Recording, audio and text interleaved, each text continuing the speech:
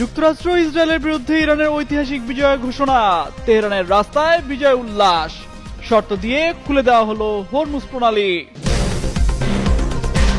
যুদ্ধবিরতির পর নিজের দেশেই ক্ষোভের মুখে নেতানিয়াহু, যুদ্ধবিরতি নিয়ে ইসরায়েল চুপ থাকায় দেশ জুড়ে বিতর্ক, রাজনৈতিকভাবে ইসরায়েলি প্রধানমন্ত্রীকে ব্যর্থ আখ্যা। ট্রাম্পের যুদ্ধবিরতি ঘোষণাকে ইসরায়েলের বৃদ্ধাঙ্গুলি, ইরানের একটি শর্ত মানবে না তেল আবিব, নেতানিয়াহুর স্পষ্ট বার্তা, লেবাননে অব্যাহত থাকছে হামলা।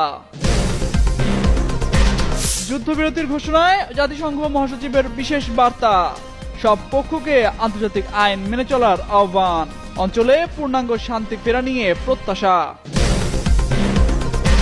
6 সপ্তাহের যুদ্ধে যুক্তরাষ্ট্রের বিজয় দাবি ট্রাম্পের, পূর্ণাঙ্গ সর্বাত্মক জয় বলে আখ্যা।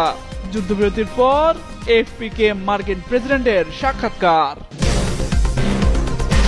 ইরান যুক্তরাষ্ট্রের যুদ্ধবিরতি নিয়ে পাক প্রধানমন্ত্রীর টুইট বার্তা, পোস্টে ভুল নিয়ে সমালোচনার ঝড়, অত্যন্ত স্পর্শকাতর বিষয় নিয়ে নেট দুনিয়া তোলপাড়।